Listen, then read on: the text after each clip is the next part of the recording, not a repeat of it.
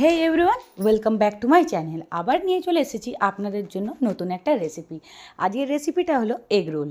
Egg roll বাচ্চা বড় সবারই খুবই পছন্দ হয়। তো বাড়িতে কিভাবে ভালোভাবে এগ রোল তৈরি করে নিতে হয় সেটা আমি আজকে আপনাদের সঙ্গে শেয়ার করছি। সবচেয়ে প্রথমে আমি এখানে নিয়ে নিয়েছি 2 কাপ ময়দা, আর সেতে দিয়ে দেবো রিফাইন্ড তেল কিংবা সাদা তেল 3 চামচ, আর দিয়ে দেবো পরিমাণ মতন লবণ, আর দিয়ে দেবো সামান্য পরিমাণে চিনি, যাতে করে এগ রোলের রুটিটা খুবই সুন্দর নরম হয়।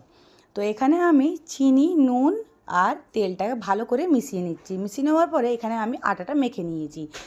মেখে নিয়ে এটাকে আধ ঘন্টা এরকম চাপা দিয়ে রেখে দিতে হবে। তারই মধ্যে আমি কেটে নিচ্ছি শসা, পেঁয়াজ, কাঁচা লঙ্কা। বাচ্চারা যদি কাঁচা লঙ্কা না খায় ওটা আপনারা স্কিপ করতে পারেন। আর এখানে অল্প পরিমাণে নুন দিয়ে কিংবা লবণ দিয়ে এটাকে মেখে নিচ্ছি শসাটা আর পেঁয়াজটা।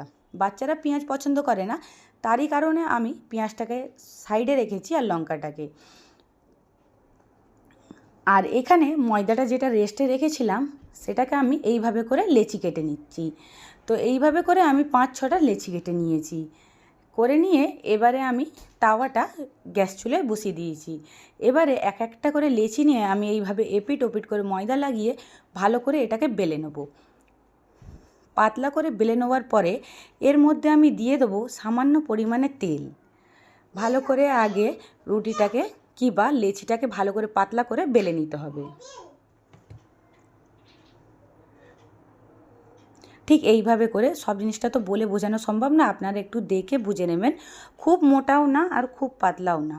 তো এইভাবে করে লেচিটাকে ভালো করে বেলে নিয়ে এরই মধ্যে আমি দিয়ে দেবো সামান্য পরিমাণে তেল, যাতে করে এগ রোলের রুটিটা খুব নরম কিংবা খাস্তা হয়। আর তেল দিয়ে এইভাবে করে এটা মাখিয়ে নিচ্ছি। মাখিয়ে নিয়ে এইখানে কিন্তু মেথডটা কিংবা পদ্ধতিটা একটু ভালো করে লক্ষ্য করবেন। এইভাবে রোল করতে হবে। রোল করে এটাকে গুটিয়ে নিতে হবে। গুটিয়ে নিয়ে আমার হাতের দিকে একটু লক্ষ্য করে দেখবেন, এইভাবে গুটিয়ে নিয়ে আর এইটাকে এইভাবে প্যাঁচ দিয়ে নিতে হবে। তাহলেই হয়ে যাবে আপনাদের দোকানের মতন খুব সুন্দর নরম মুচমুচে খাস্তা এগ রোল। আপনারা এটা চিকেন রোলও করতে পারেন, কিন্তু আজকে আমি শেয়ার করছি এগ রোল। আবারও এপিট ওপিট সামান্য পরিমাণে ময়দা লাগিয়ে এটাকে আবারও পাতলা করে বেলে নেব। তারপরে আসছি কিভাবে এগ রোলটাকে তৈরি করতে হবে।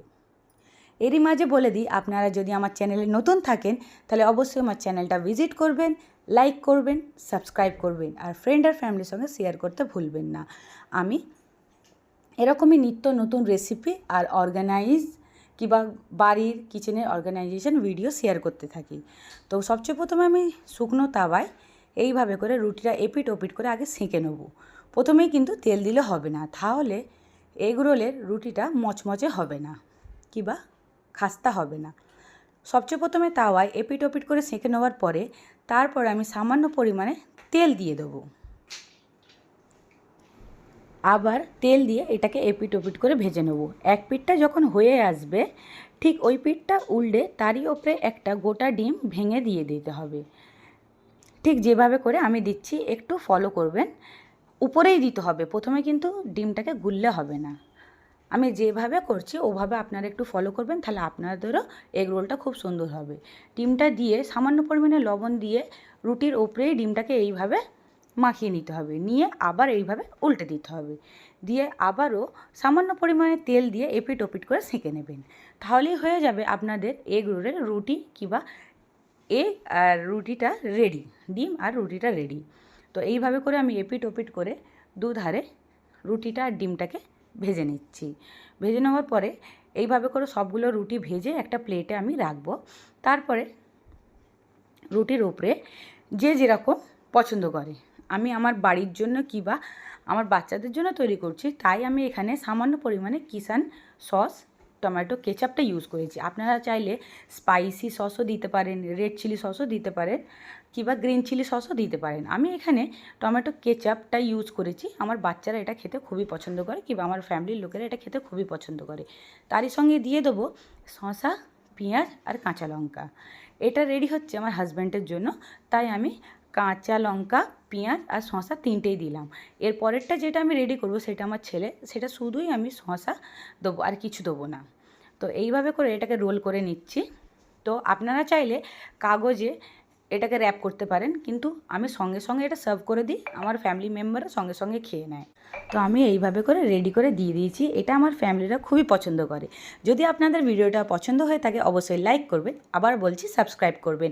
আর কি ভিডিও দেখতে চান সেটা অবশ্যই কমেন্টে জানাবেন। Thank you.